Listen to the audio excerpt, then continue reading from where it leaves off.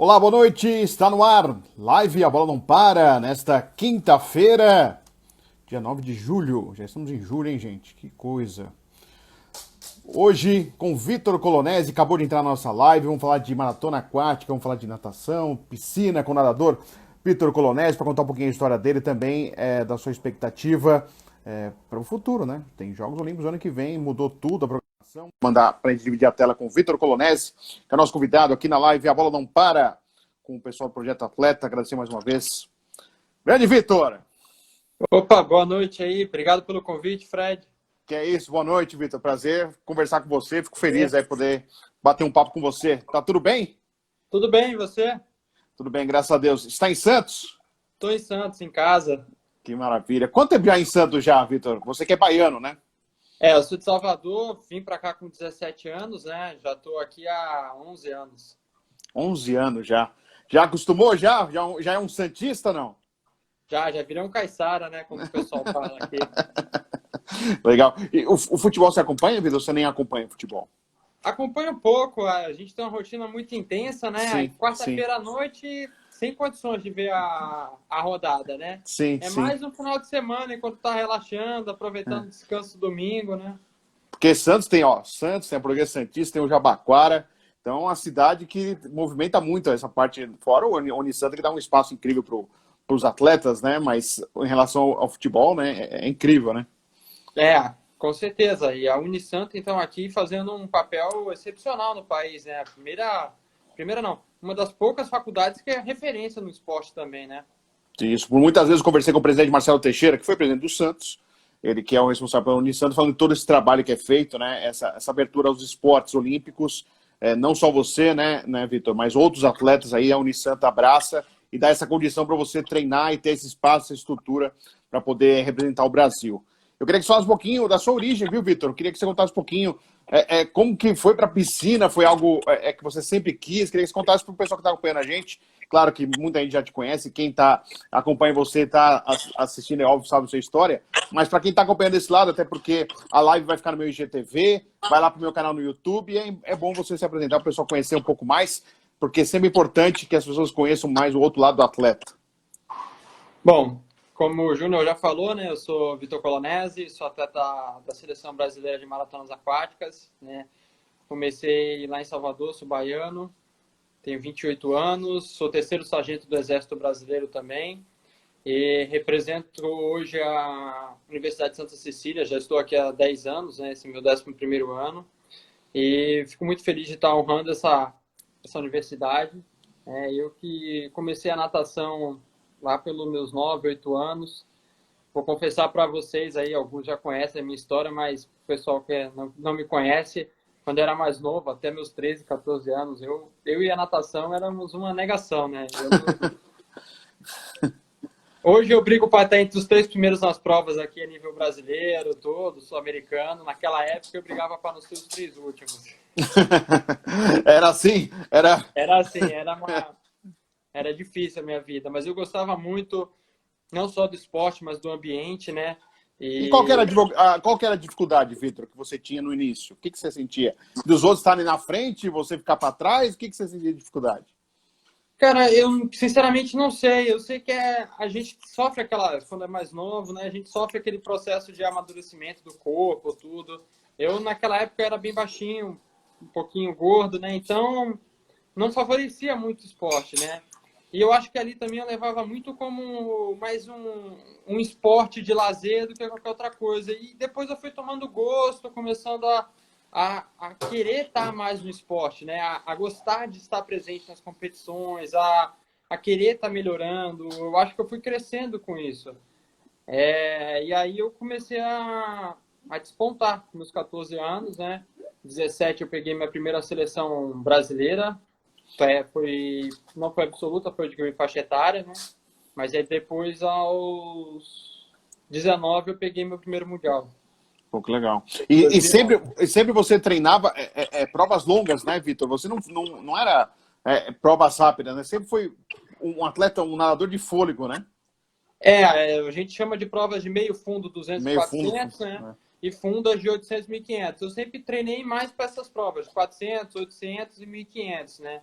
E aí, com 17 anos, teve essa seletiva para o Sul-Americano Juvenil, que foi lá em Salvador, na praia de Nema, né? E aí eu comecei a... Aí eu fiz essa prova, era a minha primeira etapa de brasileiro. A maratona é um celeiro, a Bahia é um celeiro de maratonistas Sim. aquáticos, né? O Alan do Carmo, né? O Alan do Carmo, Ana Marcela, a gente tem um Sim. belo mar lá e tem muitas provas lá. Então a gente sempre vem, desde pequeno, fazendo, né? E com 17 eu fiz a minha primeira a nível nacional, né? Consegui a classificação para as duas provas do Sul-Americano, a prova dos 5 e dos 10. E aí que eu tomei mais gosto ainda pela coisa, pela maratona, e tô nesse esporte, nessa modalidade aí há um bom tempo já. E claro, e está num momento super importante, com resultados importantes. E é óbvio que a gente tem conversado com vários atletas, viu, Vitor? Tanto do esporte olímpico como do futebol. A gente sabe que aqui no Brasil a gente fala muito do futebol, mas assim, a gente está sentindo que chegou a quarentena, chegou a pandemia e a vida das pessoas ligadas ao esporte, assim como das outras pessoas, foi virada de cabeça para baixo. No seu caso, como que está sendo aí nesse momento? Já está na piscina, já está podendo treinar na piscina? Eu sei que Santos está passando um momento complicado, né? Eu queria que você falasse um pouquinho como que está nesse momento e como que você passou essa quarentena aí em relação a treinamentos, porque no seu caso tem que ter piscina, tem que ter água, contato com o mar, com piscina, tem que ter água junto, né? Como que tá, Vitor? Então, no início eu procurei a fazer mais parte fora d'água, né? A gente teve dificuldade de encontrar ou piscina ou mar aberto para treinar, né?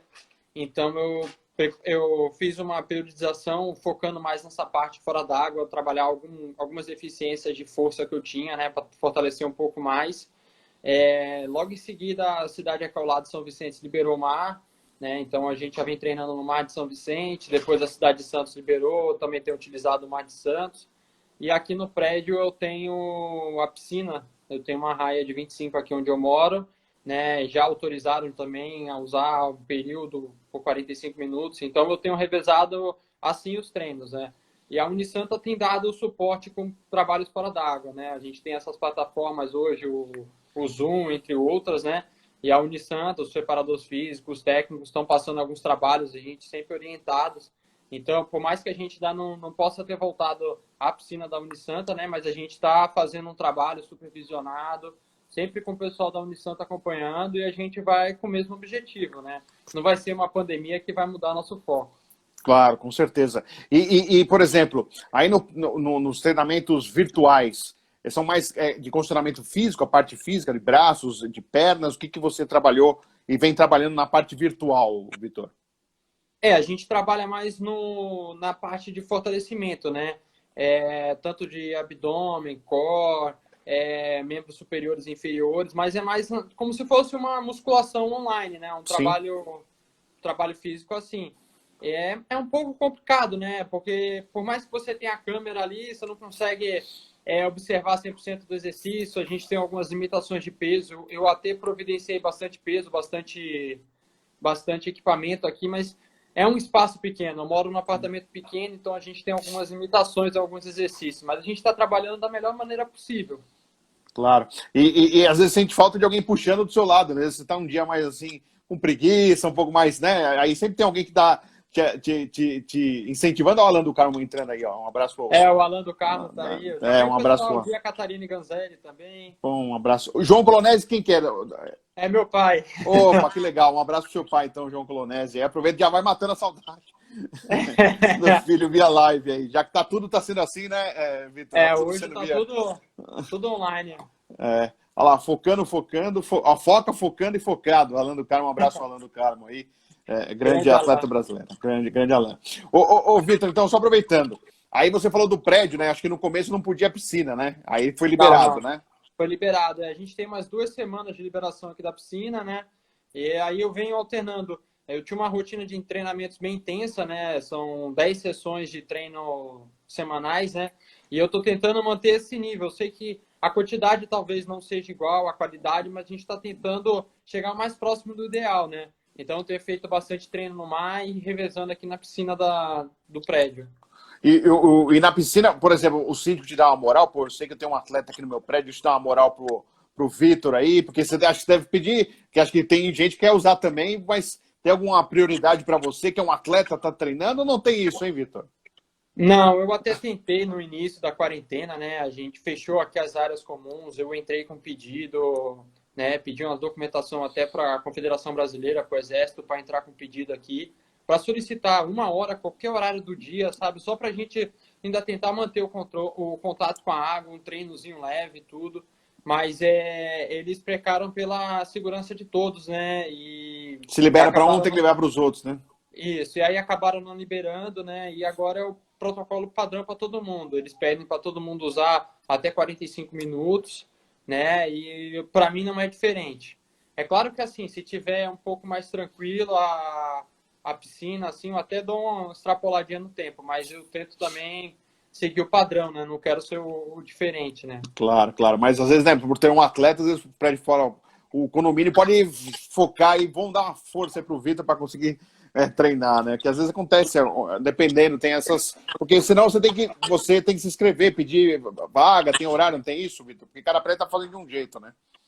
A academia do prédio tem que fazer assim, você tem que ter um Tá. horário, tem determinado número de pessoas. A piscina, por enquanto, não está assim. Como está tendo o pessoal, ainda mais agora que deu uma esfriada, né? O pessoal não tem Sim. usado muito, então ainda não tem um padrão de controle mais incisivo, né? Então, fica ali à disposição, você chega, né? Eu, como sou um cara que rodo bastante, eu procuro sempre tentar num horário que só tenha ou uma pessoa ou ninguém, né? Porque o meu nível de treinamento de força eu acabo atrapalhando as outras pessoas também nesse período delas. Então eu tento também Os caras não evitar falam, pô, ficar com muitas é o pessoas. maremoto aqui na piscina, não, é o Vitor tá nadando forte, é isso, né? É, é mais ou menos isso.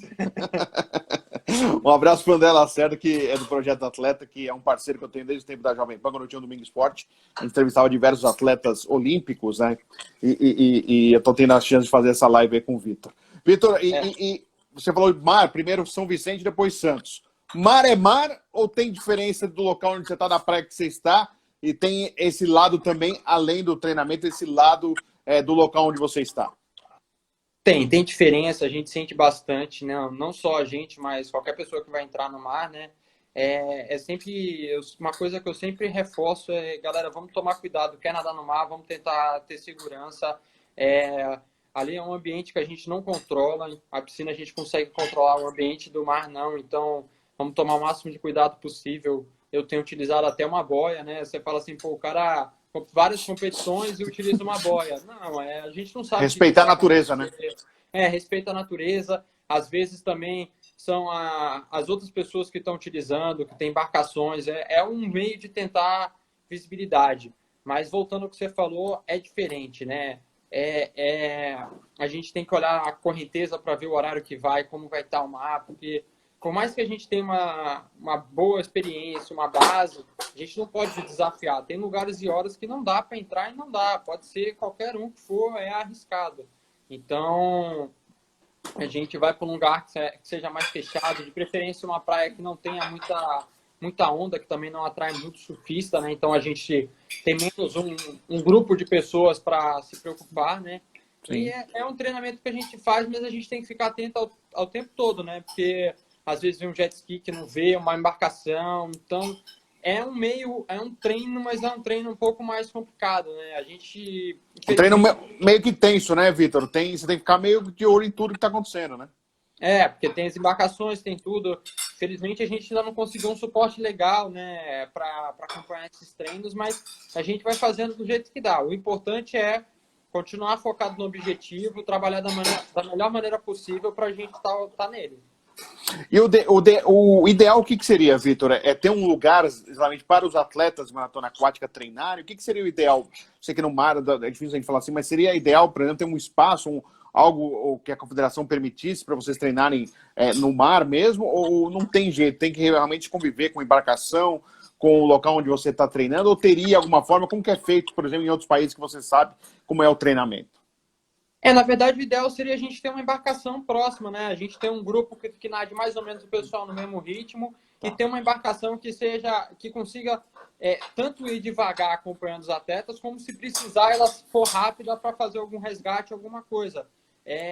Tem que pensar nela como um meio de segurança. Por mais que a gente seja atletas experientes, ninguém tá 100% livre de ter passar mal de alguma forma, né? Então, a gente tem que ter algum suporte ali.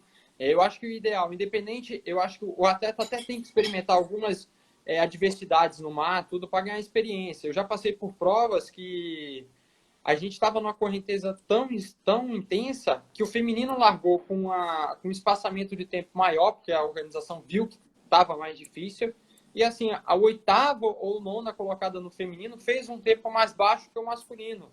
Não por capacidade técnica da pessoa, não que ela não tivesse, mas assim, o nível do pelotão masculino era mais forte do que ela. Sim. Só que as condições do mar que ela pegou foram mais favoráveis. Então ela conseguiu desenvolver a prova num tempo menor. Então, assim, a gente tem que ter essas experiências por mares mais complicados, tudo, mas a gente tem que ter alguns cuidados com a segurança, uma embarcação preparada para isso, né? Até nas provas, a gente vê provas que o pessoal não tem essa preocupação toda e, infelizmente, a gente corre alguns riscos, né? Sim, sim. Aproveitar o André Lacerda aqui, escreveu aqui. Valeu, Fred, obrigado pelas palavras, pela parceria de sempre. Esse atleta é nota 10 como pessoa e profissional. Um abraço. E legal. O André é meu assessor, né? Eu estou com ele já tem uns 2 anos e pouco, se eu não estou enganado. Cara, excelente pessoa, a gente conversa diariamente quase, né? É um parceirão meu também. E ele é realmente, desde a época do Jovem Pan, já faz com uns tempinhos aí, viu, Vitor? Ele sempre me ajudou aí com atletas, com personagens aí para fazer o programa na época. E agora tem me ajudado nas lives e também no meu programa, que voltei a gravar na última segunda-feira, voltando ao estúdio, né? Não é só você que está voltando, nós também estamos começando a voltar lentamente a fazer o que a gente fazia antes, graças a Deus, com todos os cuidados, mas podendo voltar a fazer nossas coisas. Apuro, você já teve algum apuro, Vitor? Assim, algum susto muito grande ou nada que te assustou assim realmente? De prova você fala? De prova ou de treino mesmo, ou de prova ou de treino, em virtude de tudo que a gente tem falado do mar, e o mar realmente parece ser algo que sabemos como é, mas na verdade não sabemos como ele pode reagir a cada momento, a cada temperatura, com vento, com frio, com chuva.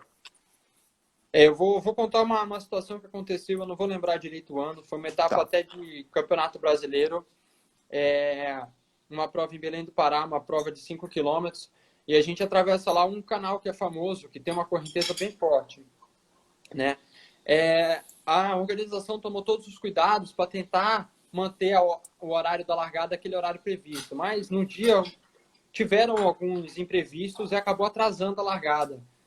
Com isso, a correnteza forte, que já era esperada, acabou sendo no meio da prova. E a gente teve uma prova que eu acho que só 12 pessoas completaram, numa prova de uns 100 atletas inscritos.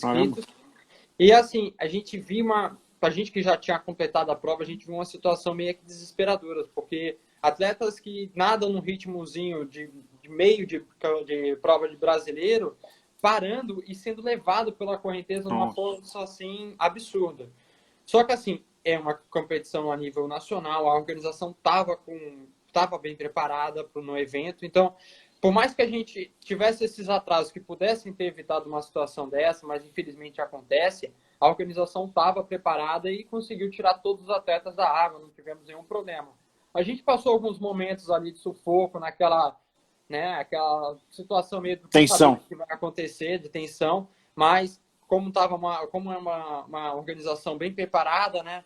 Foi feito os resgates de todos os atletas, não tivemos nenhum problema. Mas é uma experiência que assim a gente passa e podendo ser evitada e a gente como atleta querendo ajudar e a situação como estava, até para a gente era meio complicado a gente cair, tentar ajudar, porque a gente poderia ser mais uma pessoa, a organização ter que socorrer. Então foi momentos de a gente ver a situação e não poder fazer nada, né? Impotência, né? Quando a gente fica querendo fazer algo e não pode fazer, sabendo que podia colocar a sua própria vida em risco, né?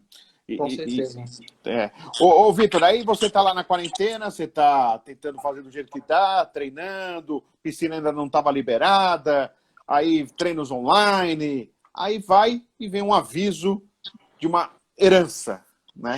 Aí os caras falam, uma herança aqui, ele ganhou alguma herança. Uma bela herança, uma medalha de bronze dos Jogos Pan-Americanos 2019.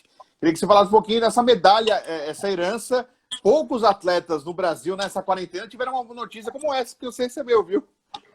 Não, com certeza essa notícia É claro que todo atleta quer ter o gostinho de conquistar a medalha lá na hora, na prova, né?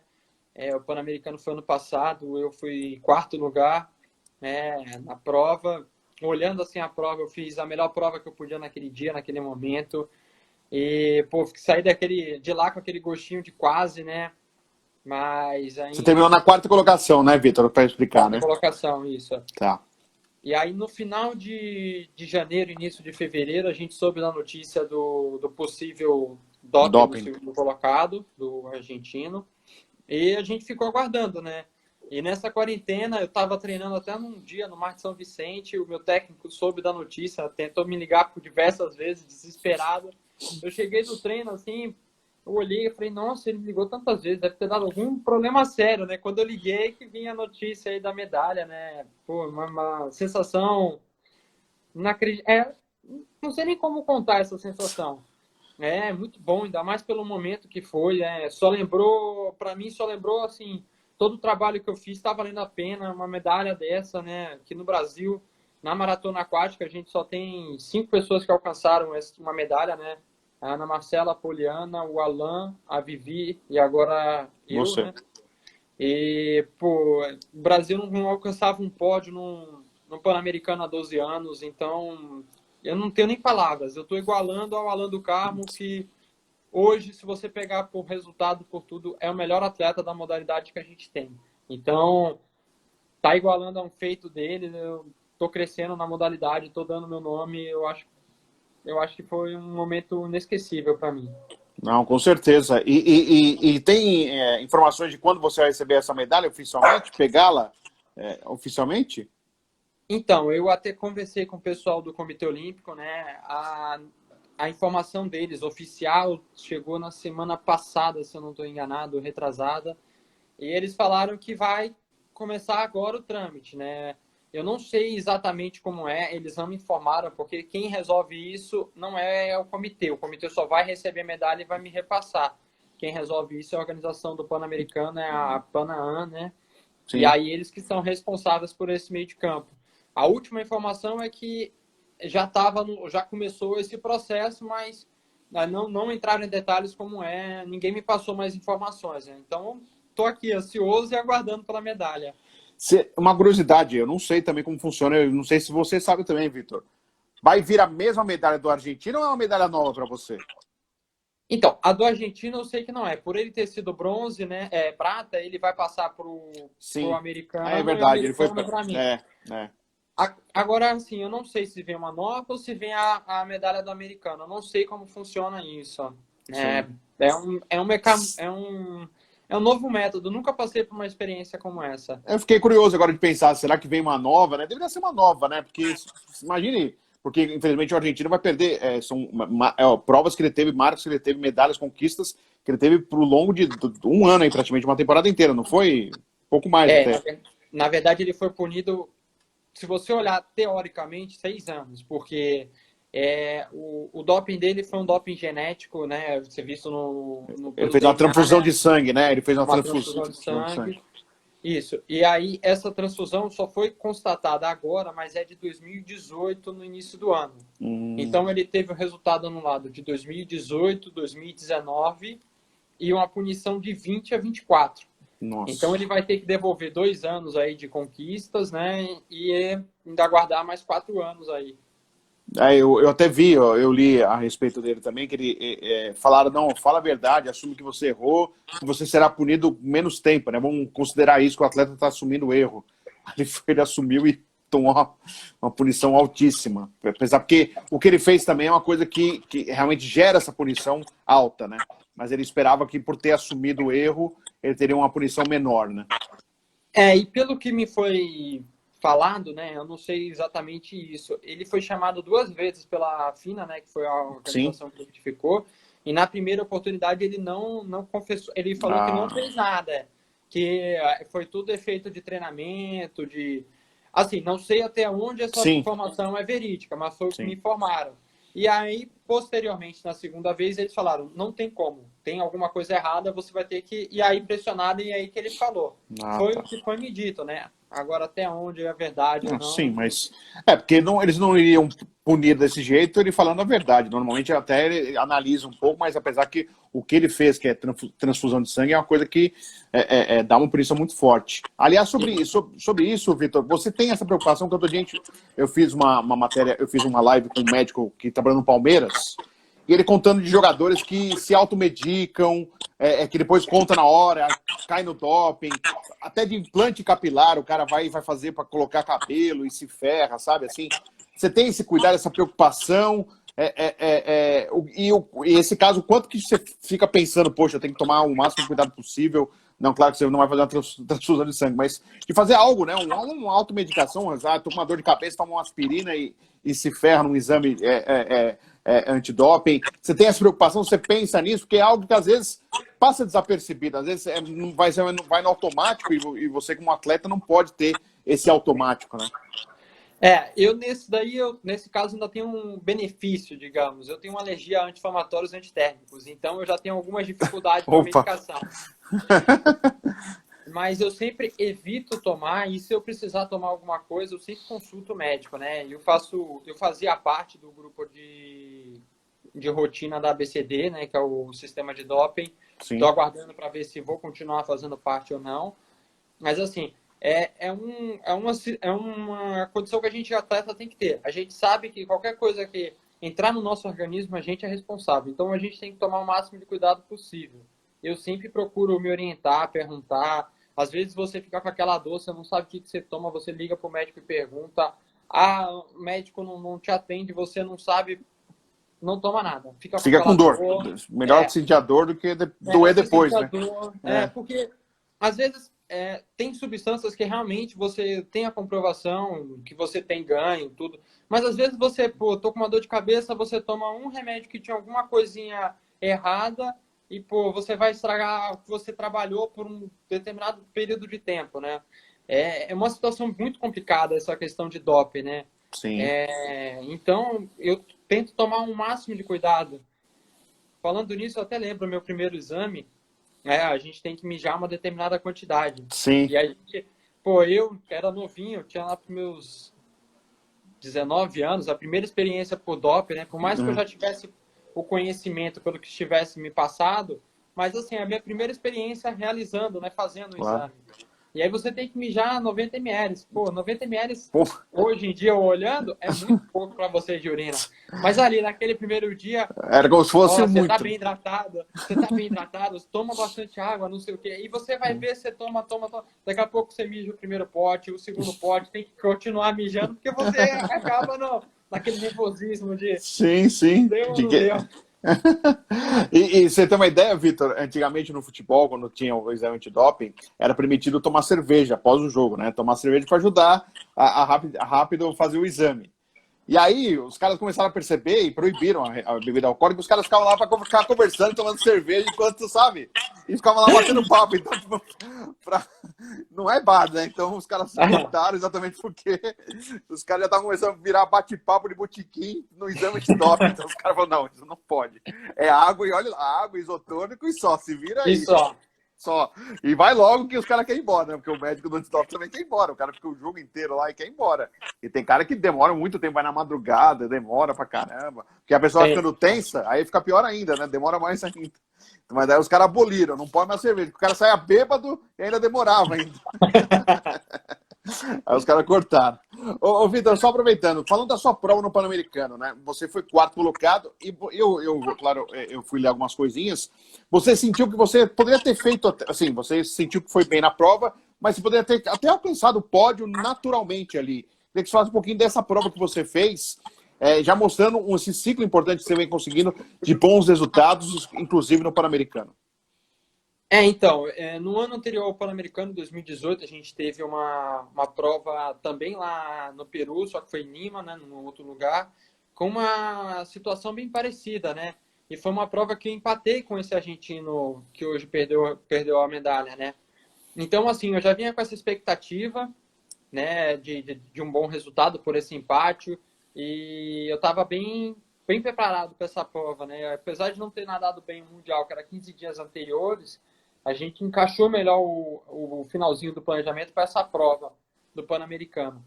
Mas foi uma prova, assim, um percurso muito curto. Foram 8 voltas de 1.250 metros. Para a gente que nada 10 quilômetros, né? A gente está acostumado. Deu uma pausa no Vitor, deu uma pensadinha na internet aqui. Vamos ver se o Vitor está me ouvindo. Eu continuo aqui, deixa eu ver se ele está me ouvindo. Vitor Colonese, nosso convidado. Ele está falando do percurso do Pan-Americano. Deu uma pensadinha na internet aqui. Vamos ver se ele volta. Eu espero que vocês estejam me acompanhando. E ver se realmente acontece, às vezes, essas pausas da internet. Vamos ver se vocês estão acompanhando aqui. Vitor saiu. É a internet. Foi a internet do Vitor. Vou esperar o Vitor voltar aqui. Acontece. Por isso que ele ficou paralisado. O Vitor está aqui.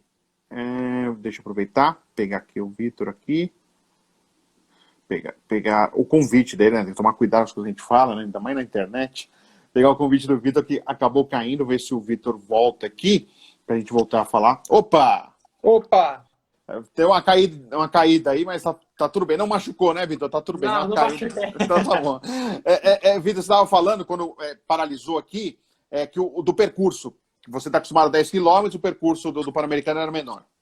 O percurso, assim, era os 10 km, mas a gente está acostumado a forma, com percurso, com percursos de até 6, 4 voltas, né? São percursos mais longos por volta, né? E o Pan-Americano foram 8 voltas de 1.250, né? O laguinho era pequeno, onde foi a prova. Então, era uma prova um pouco diferente por causa disso. E a gente teve uma prova de vários tirinhos, né? Eu acabei, assim, me desgastando um pouco em algumas horas que no tiro, mas era mais porque minha estratégia era estar o tempo todo na frente, era estar ali, porque eu sabia que a possibilidade de alguém escapar existia. E com a roupa de neoprene que a gente nadou lá por estar... Eu vou querer falar sobre essa roupa aí, mas pode contar a história. Por estar mais frio, né? Então, Sim. Você escapar é um pouco mais difícil, mas quando você escapa mesmo, é difícil de você pegar. Então, eu estava sempre ali com os primeiros colocados, porque se alguém tentasse escapar, a gente ia atrás, né? E até tanto que o canadense escapou na terceira ou quarta volta, só que ele acabou sentindo no final da prova e acabou ficando 7º, 8º colocado. Mas assim, eu sempre me preocupei em estar entre os primeiros ali. E ali eu gastei um pouco de energia que eu podia ter poupado um pouquinho mais pro final. Mas assim, para mim o que mais dói assim da prova é a gente virando já na reta final, faltando seus 800, 600 metros para acabar a prova. Eu vinha eu e o argentino em segundo colocado. Os dois ali brigando pela segunda colocação. Sim. E aí, nesse momento, ele deu um tirinho e eu fui pro pé dele, fiquei ali na esteira. E aí chegou o 5º colocado, que foi o equatoriano. A gente ficou ali, se enroscou um pouco, a Argentina abriu. E aí ficou eu e ele disputando ali o 3º colocado, até mais ou menos faltando 50 metros de prova. E aí tava eu e ele, e nesse momento veio o americano por fora da gente, né? Deu tiro e foi embora. Então já tinha os dois, né? E aí o americano foi embora e eu disputei o 4º com o equatoriano. Ele pegou, ou seja, o lado limpo, né? Se a gente for pensar numa corrida de Fórmula 1, vai o lado limpo, ele pegou, aproveitou e disparou. E foi embora, isso, Foi embora. Entendi. E sobre a roupa, eu achei bem interessante, porque a gente vê a foto da prova, só tem um atleta que não está com a roupa de neoprene nessa prova do Pan-Americano. Não sei se você viu essa foto. Você viu essa foto antes de vocês participarem? Você consegue lembrar? Você consegue ver? Eu vi a imagem da foto do Pan-Americano, um atleta só que está sem a roupa. Na verdade, foram dois. Foram 2 atletas, isso. Na foto eu vi um só. Que tinha um que estava de bermuda e um outro que estava com traje, mas era o sem mangue, não era de borracha. Ah, tá. Aí atrapalhou um pouco, como que foi? E eu queria que você contasse para quem está acompanhando a gente, Vitor, qual que é a grande diferença? É óbvio, em relação à temperatura da água, né? A temperatura, você sentir frio, choque térmico, tem tudo isso, tem toda essa preocupação com isso. Mas queria que você falasse um pouquinho dessas diferenças, que foi algo que foi novidade para você também, né? É uma regra nova até da FINA, né? A FINA, até por questão de segurança, determinou que entre 18 e 20 graus a temperatura da água, o uso dessa roupa de neoprene, que é com manga, seria optativo dos árbitros, e abaixo de 18 é obrigatório. Tá. E lá no Pan-Americano a gente estava nessa faixa intermediária, Mas quando você põe essa roupa, você tem alguns benefícios, né? Porque ela te deixa mais em cima d'água, o material que deixa você mais em cima d'água. Só que ela, ao mesmo tempo, ela prende muito os ombros. A gente está acostumado a nadar com trajes que são meio que regatas, né? E Sim. ela, você perde essa mobilidade do ombro por estar a manga. Então, é um novo método de natação. É um traje que, assim, ao meu ver, favorece muito ao pessoal que de um nível técnico um pouco inferior. Você acaba equiparando mais a prova.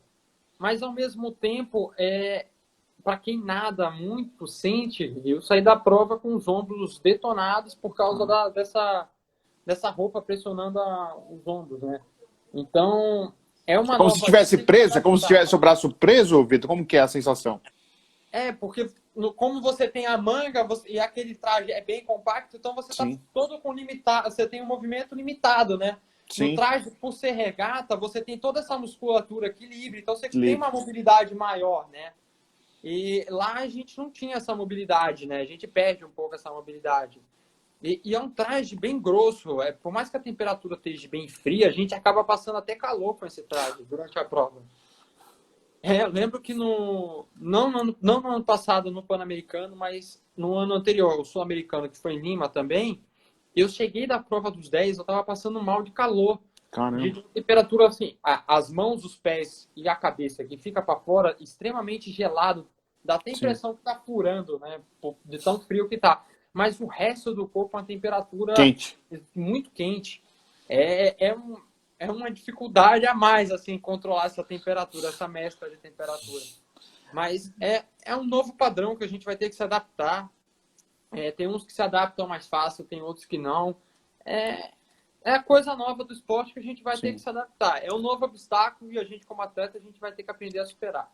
No quesito segurança, no cuidado com o atleta, isso foi importante, essa forma de se obrigar, dependendo da temperatura, de utilizar essa roupa? Ou você não vê assim, ou você vê esse lado, pelo menos, positivo em relação a esse cuidado com o nadador?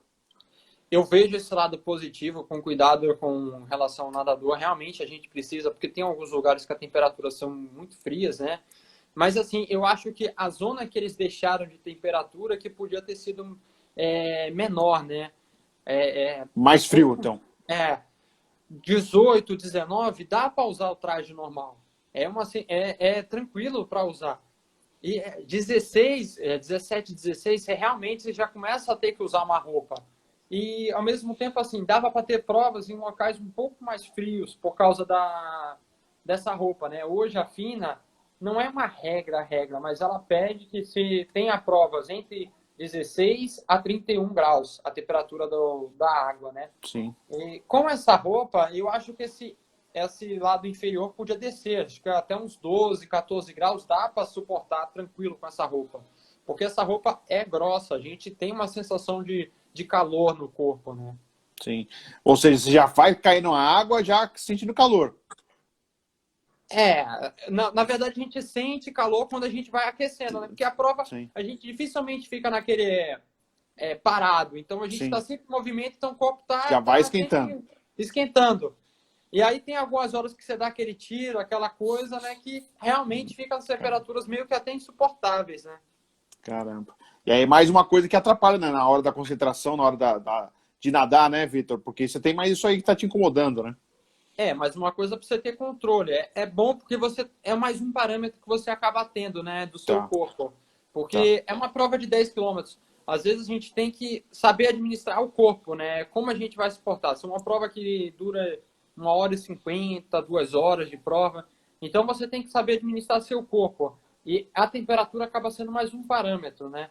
E esse traje acaba dando uma enganada um pouco, né? Porque o ambiente está frio, mas o traje esquenta, então é mais uma coisa para você parar e analisar durante a prova. Não, entendi.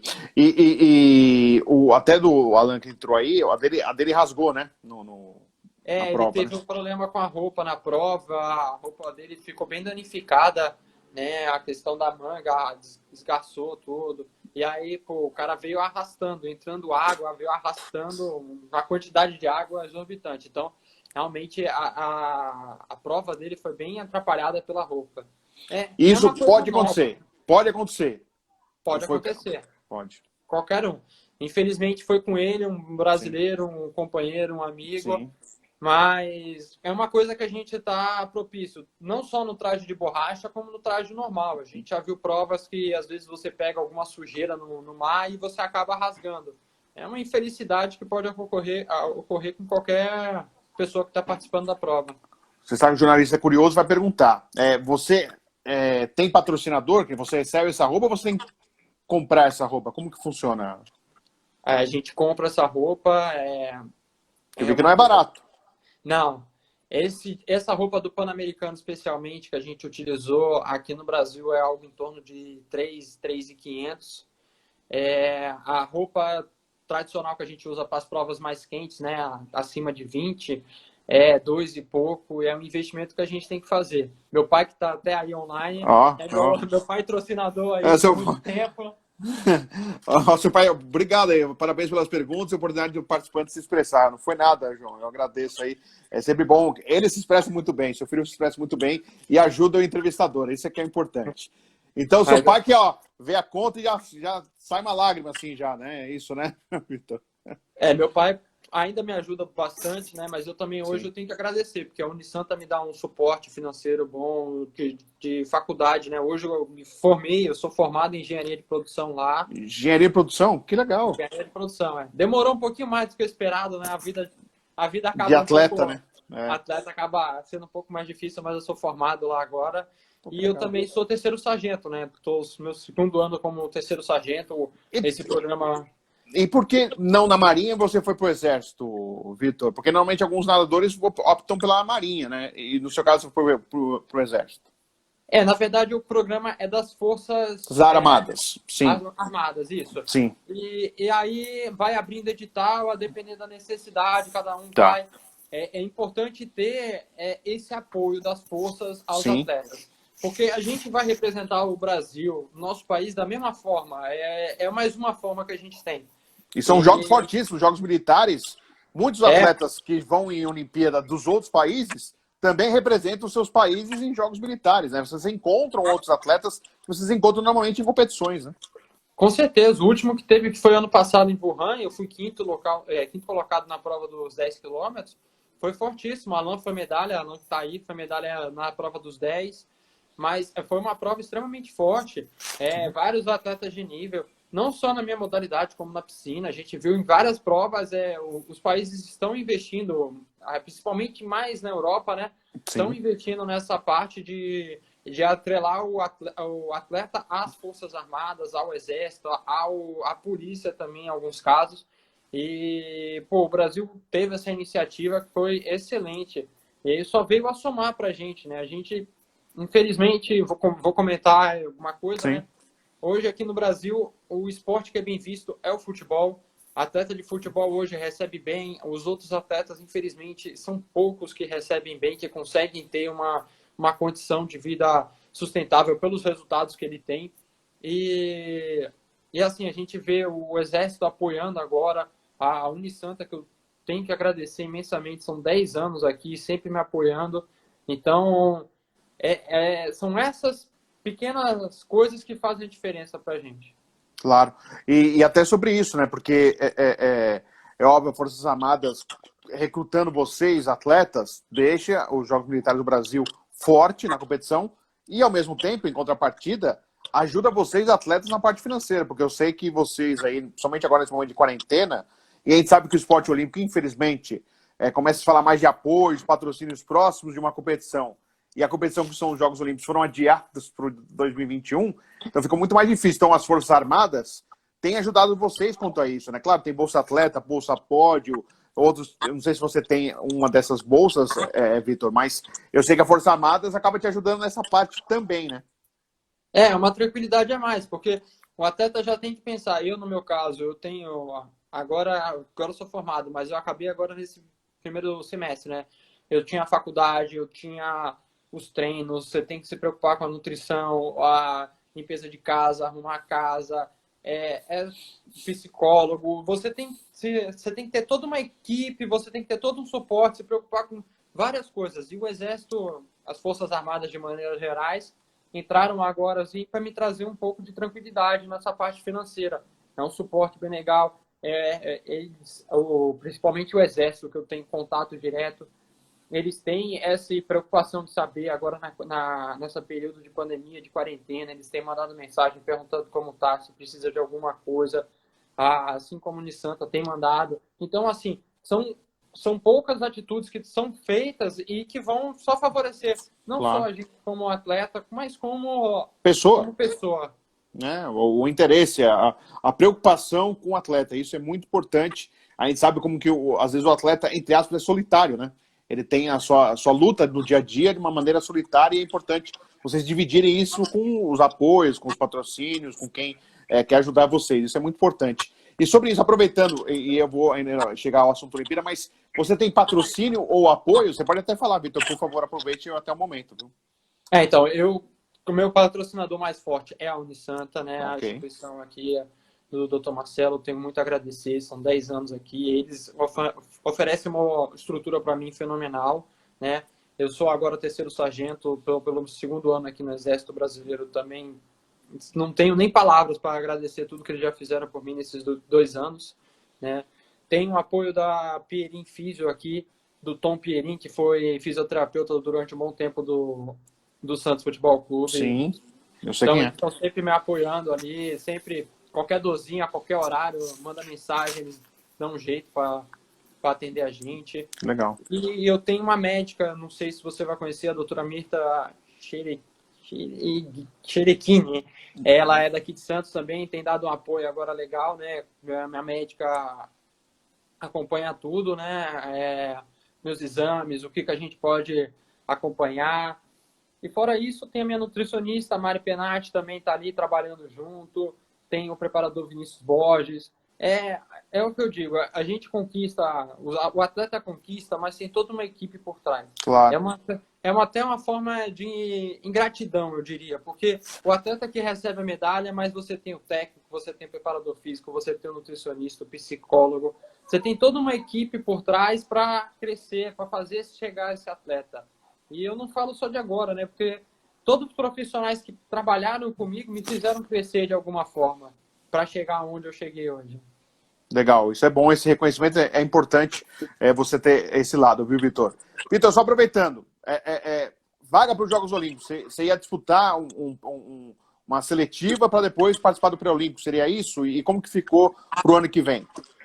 Então, o Brasil não conseguiu a vaga no Mundial, né? Porque são 10 vagas lá, os 10 primeiros colocados. O Brasil, infelizmente, não conseguiu a vaga lá. E aí agora a gente vai participar da repescagem. Tá. Então vai ter uma prova aqui no Brasil, provavelmente final de fevereiro, início de março, ainda não tem uma data certa. Sim. Mas é uma data provável. Provavelmente também lá em Salvador, na Praia de Nema, onde lá vão classificar os 2 melhores brasileiros da prova, no masculino só. E esses 2 irão disputar uma prova em Fukuoka, que eu acho que essa já tem uma data definida, mas é final de maio. E aí lá vão ter a seletiva das outras 15 vagas restantes. Sendo 9 primeiras para os 9 primeiros colocados, apenas um por país, não podendo repetir os países que já estão classificados.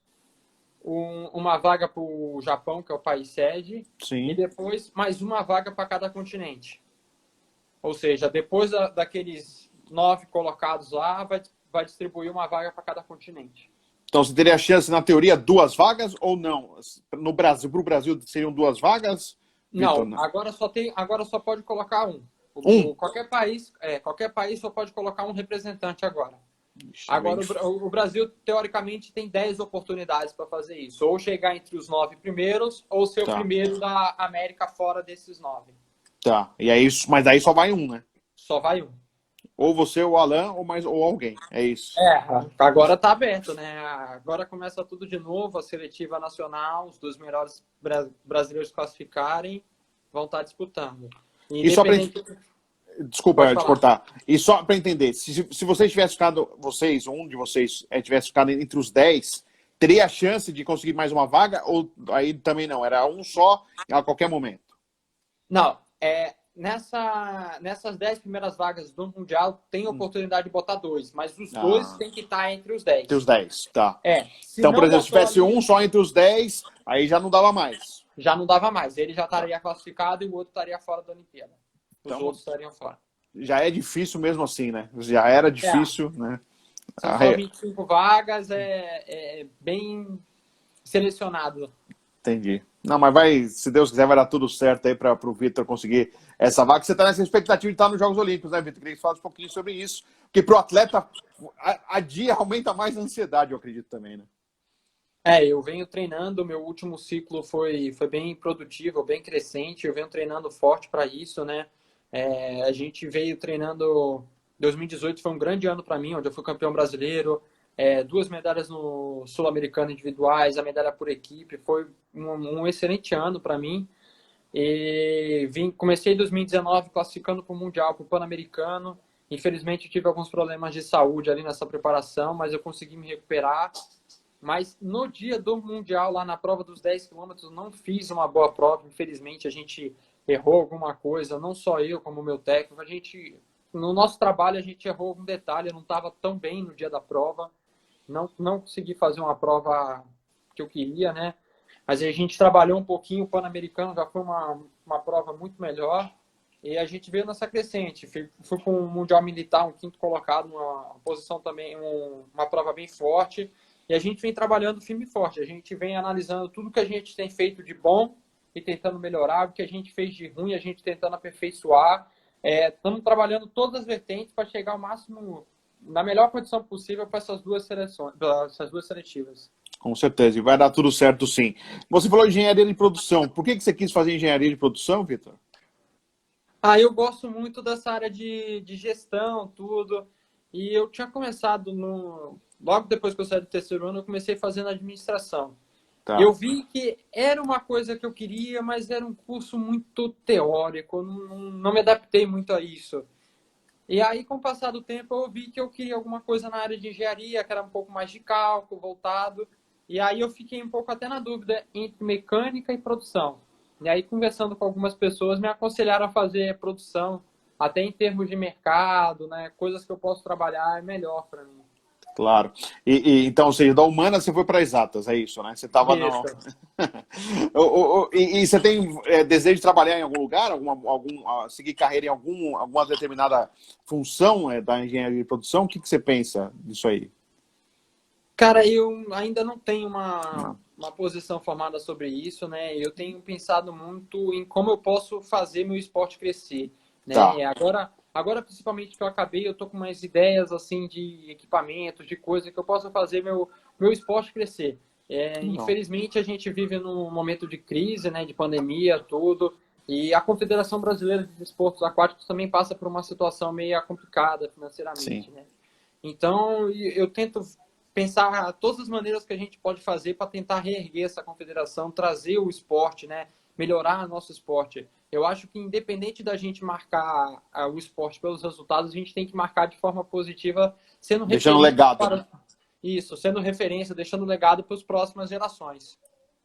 Legal. E você tem uma ideia como, Vitor, juntando mais gente para tentar movimentar ou pelo menos fortalecer a sua modalidade, que a gente às vezes acha que o pessoal esquece um pouquinho da maratona aquática, né? O pessoal fala muito da piscina, não as competições da natação